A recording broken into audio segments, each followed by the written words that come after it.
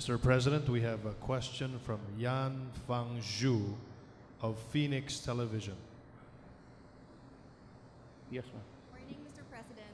Can you talk louder? Hindi ata na. Good morning. Good morning, Mr. President. I'm Yes. Yan from Phoenix TV, Hong Kong. We interviewed you before your state visit to China last year. Yes. And first of all, welcome back. And I know you already mentioned this earlier, but how was your bilateral meeting with President Xi Jinping? Was he able to confirm when he is coming over for the state visit, and maybe what other issues were also tackled? Thank you. He said that he confirms everything that he promised. And the construction of the two bridges that would span Pasay River, dalawang sinabi niya would start immediately. He said it in front of everybody, and John Anyo nandun, because I was worried that if there are some matters which would take a military mind to answer, I have a ready reference. But everything went smoothly, and the president of China said that he would honor what he promised. And I had mentioned about because I had to answer it myself, because we are the chairman now, of the ASEAN.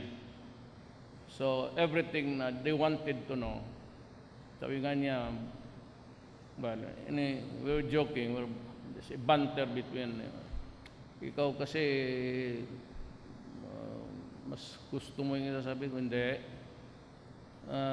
we look upon you as a country with an honor. I was just trying to perform my duty as the chairman. Wala nang iba, and he understood it. I was talking about Korea and the South China Sea. He gave specific answers, and we all listened. And I had to rely on my commitment, not at this time. But we will talk about this somehow during my term. And I was talking about the military build-up system. It's nothing. He knows that if he goes to war, everything will blow up. He acknowledged that war cannot be promoted by anybody, but it would only mean destruction for all of us. And I believe him, because like me, he's worried about the health and the problem of his countrymen. They have the same problem. We share the same problem, actually, governance. Sir, was he able to confirm when his state visit to the Philippines will be? I extended it again, and the Philippines will be honored if he visits us. I said in due time, at the mutual convenience of both countries. Haiti promised that I also given again an invitation to go back to China, whether as a friend, official, not official visits, that you can go to China if you want to observe anything and promote the same, the physical features of what you see now. Pwede mong tignan, and you can go there as a tourist, and we will guide you and show you the factories and all. And maybe you can learn something very useful for your country. Thank you, sir. Mr. President, we have a question from Trish Terada of CNN Philippines. Hi, Mr. President. Good evening. The opening of the ASEAN lanes caused massive traffic the whole day here in Metro Manila, especially in our major thoroughfares. And there were really many angry motorists who took their sentiments on social media. Well, my question is we know that this is something that you hate, this is something that you don't want to happen. Is this something that you would want the organizers of the ASEAN to address really soon? Yeah, what is best for the moment? What is needed for the moment? We will go by the catchword, need. Is there a need? If there is, then we'll do it. If there is no need for it, or if it would be detrimental to the people, then I would not do it. Okay, thank you. We have a question from Nestor Corrales, Mr. President. Nestor Corrales is from the Philippine Daily Inquirer. Good morning, Yes, Mr. sir. President. Sir, did you raise the issue on South China Sea and the UN Arbitral Tribunal ruling during your bilateral meeting with President Xi Jinping? Yes. He discussed the South China Sea. Yes. I said he was quite surprised about my coming in very strong of my statement here about the conduct of the sea. I said, I'm not raising any sovereign issue. Do not worry. But I said, as chairman, I was made it, a tunnel for the communications to be active. And I said, I had to do it because the Philippines chairs the ASEAN now. Hindi naman ako pwedeng I cannot escape that from my duty. So I have every right to ask him. But I explained it to him in a very nice way that that was all there is to it. Now that he have explained, and I said, he assured us again, now do not worry, you have all the rights of the safe passage. And so that will also be applicable to all countries. Alam mo kung bakit? Ganito yan eh. There are many people cornering me with questions about the South China Sea. Alam mo, if I raise the issue now, when there are conflicting contestants, 6 tayong nag-aagaw dyan. And if mag-ano siya, for example, sabi niya, okay, you can have this, you can have that, whatever it is, baka maghingi ang Taiwan because Taiwan is making noise there also because they have an overlapping claim between the Philippines. Then about Vietnam. Then the Singapore, Indonesia, they are all claiming the arbitration rendered by the International Court does not mean anything to anybody except China, which does not want to follow, and us to insist. And that would be not the most opportune time to do it. Kasi kung magsabay-sabay sila, mawala yung atin. Why? Because these contesting parties or countries are not parties of interest sa kaso. Wala silang pakialam doon. Inyo lang yan ang China. Do not drag us down with your claim an expanded jurisdiction because we are not bound by it. If you want, you can file another arbitration between us and what country do you have in mind? It's going to be very messy for the Philippines to handle that. Kausapin mo na lang muna siya. Total, nandiyan na rin siya. Of the so many contesting countries, he's the only one doing it. And he has the money and the arms to do it. So, even if you get the victory by what? By war? Then you have another one going to the arbitration court. We are not a party to the case. So what would stop them? It's called stoppel. What would stop them from claiming the same rights? Yan ang problema. Talking about China, you're to China. Ang China ayaw talaga. So there's only one remedy. And you know what it is. Can we afford it? And even the powers all over the world, they're very careful with that. And if we want to enforce it, by what means? Sige nga. Sir, did you also raise the need to have a final code of conduct of parties on the South China Sea? Since member states of the ASEAN... Yes. President Xi Jinping mentioned about a summit or a meeting multilateral only to talk about the rules of conduct. It has nothing to do with sovereignty. If you go to the negotiating table and you start with the statement that I am here to claim validity of our ownership, you're wasting your time. They will not talk about it. And, we are almost fine-tuned to the realities of the moment. But there will always be time, I said, that we have to talk about this. The Philippines and China, minus everybody.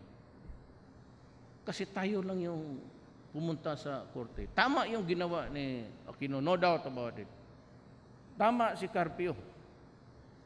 But what will happen if they would also start filing cases now before the arbitration as against any number of countries, the 5 or 6 remaining? You think we can handle it? And if we win still, can we enforce it? Third is maybe begs the issue, but are we prepared to go to war?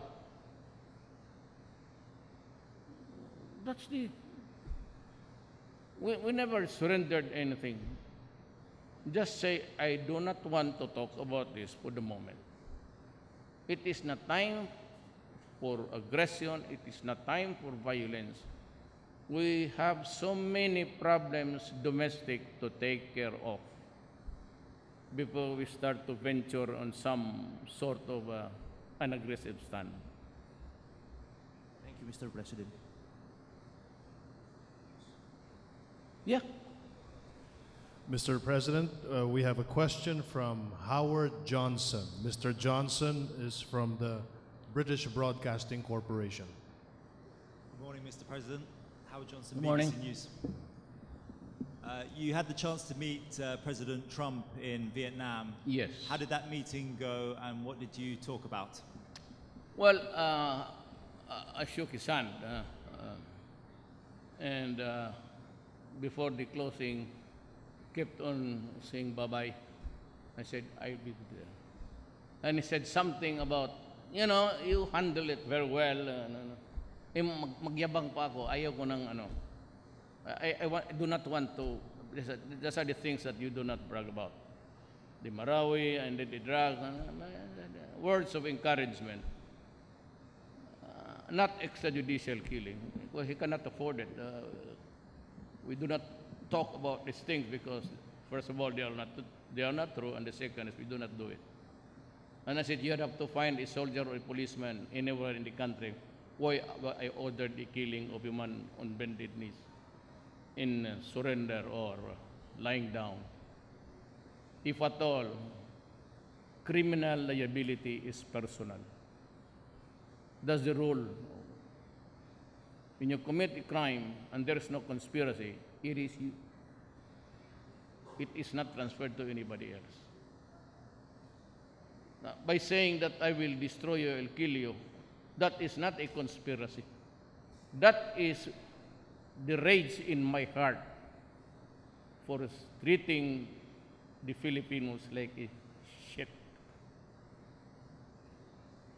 Yes. So you didn't discuss EJKs with Donald Trump, but you meet him again this week.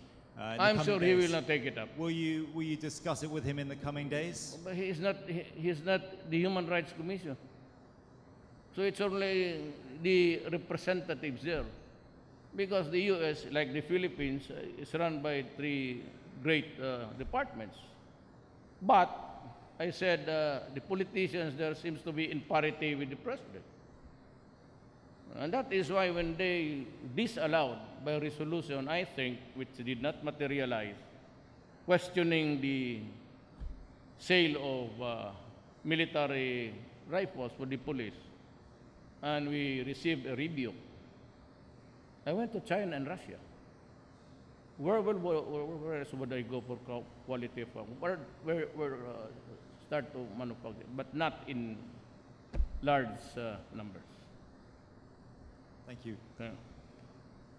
Pleasure. J.P. Soriano, Mr. President, is from GMA 7. Mr. President, good evening, and congratulations from a productive trip. Sir, may just briefly briefly go back to the topic of code of conduct. Sir, the ASEAN has long held the position that the code of conduct must be legally binding, but China opposes it. Is this something, to have the code of conduct legally binding, is this something that you would convey to Premier Lee when it comes to Manila for the We never talk about sovereignty. We talk of who's holding the cannons there and who has the might to enforce it. You know, if it comes to the fundamentals, if it's just a matter of talking hard and making threats, the United States did it for so many years now. As a matter of fact, the Seventh Fleet has 2 aircraft carriers there. Not to mention the submarines prowling around the town of the Korean Peninsula. I said nobody wants to talk about it because it is not the time. It is not the time. Right. And you can only resolve it through dialogue and mutual consideration. At this time when everybody has in his pocket a large number of nuclear arms, China, America, Russia, Iran, North Korea, it is not a good time to talk about quarrel. Sir, the ASEAN and U.S. chair, as his chair, are expected to sign in the next few days the ASEAN Consensus on the Promotion and Protection of the Rights of the Migrant Workers. It's considered as the centerpiece of your chairmanship. No, one of even the trafficking, Yeah. the more serious one is the trafficking of human beings, especially, and we're doing it here. There are provinces and cities who kidnap children and women, young men, and they are sold to slavery. It is existing here. And that was my warning about a month ago, that this time I will not tolerate that kind of situation, where you kidnap people, babies, young, and they grow up really thinking that they are really slaves. Hindi pwede yung ganun. Hindi ko matanggap yan. Kagaya ng droga, hindi ko talaga matanggap yan. So I'm just warning, alam ko yung nakikinig sa akin, alam nila sila ang gusto kong upakan. Pero hindi ko matanggap yung mag-kidnap ka ng isang tao tapos maglaki siya akala niya. And he would have lost his universal identity. Hindi niya akalain anak pala siya ng tapos bata pa na kidnap.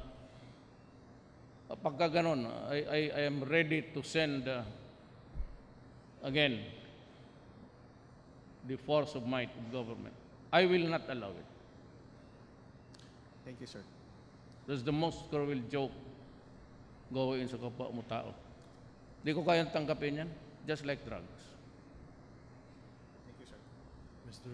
Mr. President, our last question is from Hi. Ai Makaraig of the Agence France Presse. Good morning, Mayor, and welcome back. My question is, President Trump has declared the U.S. opioid crisis a national public health emergency. How big of a problem is opioid addiction here in the Philippines? And do you see areas of cooperation with President Trump in fighting the common problem of illegal drug addiction? Thank you. I will not give you a specific answer out of respect to. I have my own problem, and he will just say to me, take care of your problem. There's a lot of mess around there in your country, so why mess up with me? And as I said, as a sovereign, only if he asks me informally, sabi niya, paano mo ginawa yan? Well, of course, stricter rules and hard enforcement. Kasi dapat malaman niya to use the precursor ng mga drugs. There, I promised to give you one. I hope that it was already given to you. Of all the description, including the World Health Organization, yung iba, there's an aberration in the mind. But ang shabu lang, because among others, itong poppy, cocaine, hash, yung lahat, are really grown from the opium plant. Itong shabu is a chemical mix. That is why, ngayon, alam na nila kung bakit lumalaban. Now, all you have to do is to read the, it's a publication by the United Nations. And nakakatawa dito because risks. Itong dito lang sa ecstasy, gano'n, but the harshest heroin, gano'n, it alters the mind. But itong methamphetamine, shabu, sabi ng United Nations na,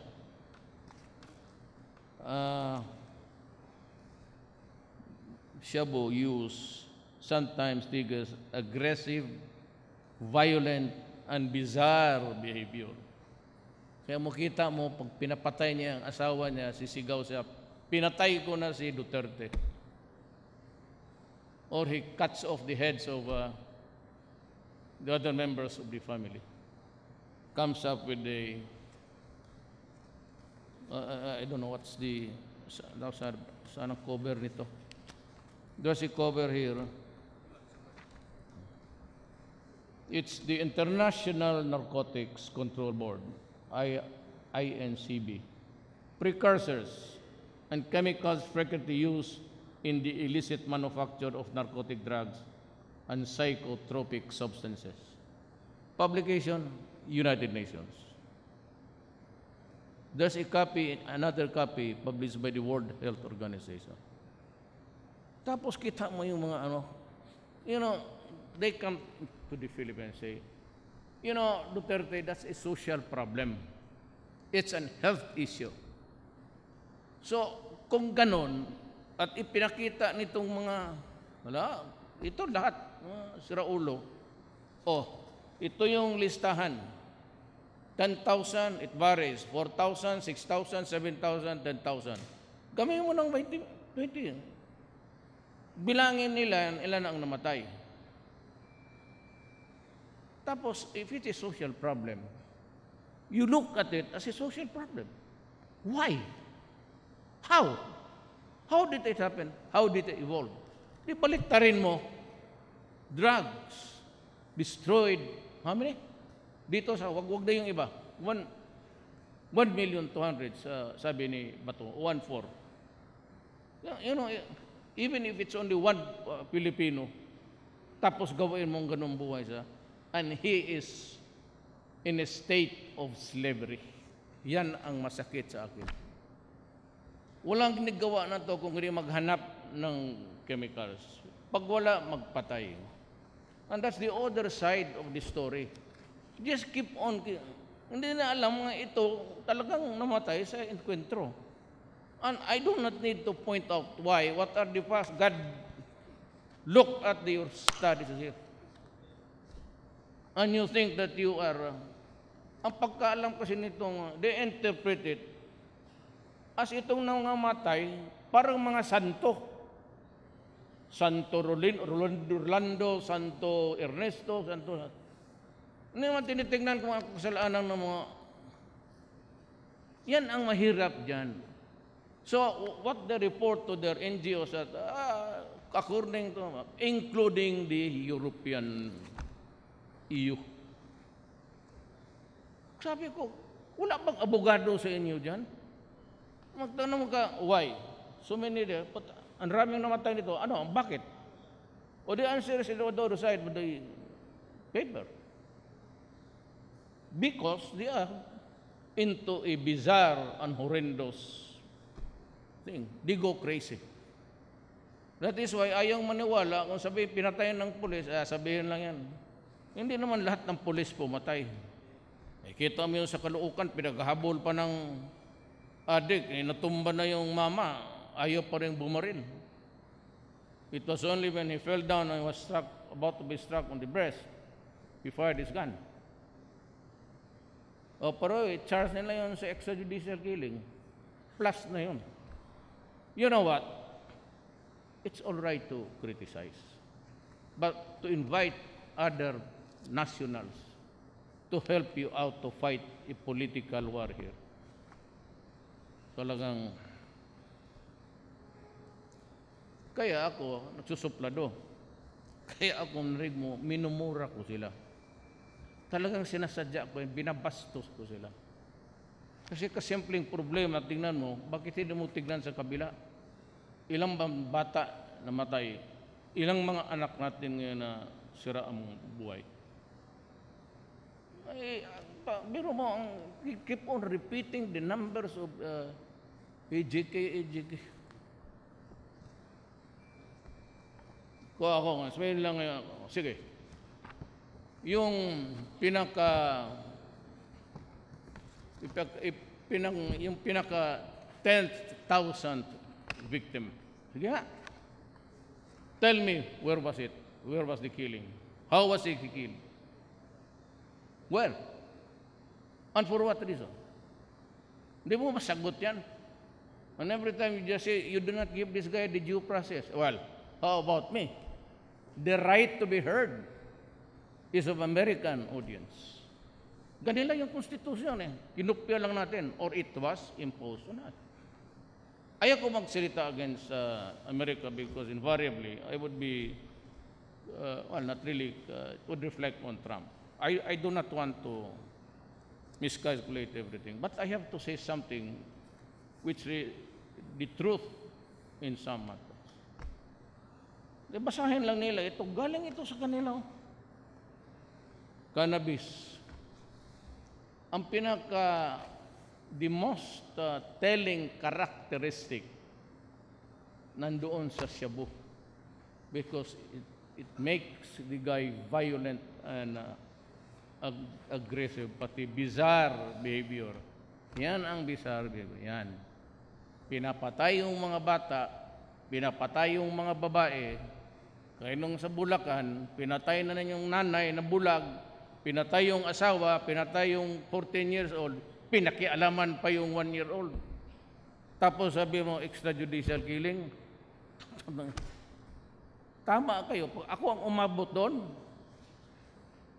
Talagang harap ng... Hindi ko kaya yung gano'n. Kaya sabi ko sa inyo, hindi ko masikmura yung gano'n. Well, ganito ang... This is what I am. Maybe I am another bizarre guy. Good. Because I'm facing so many bizarre persons in front of me.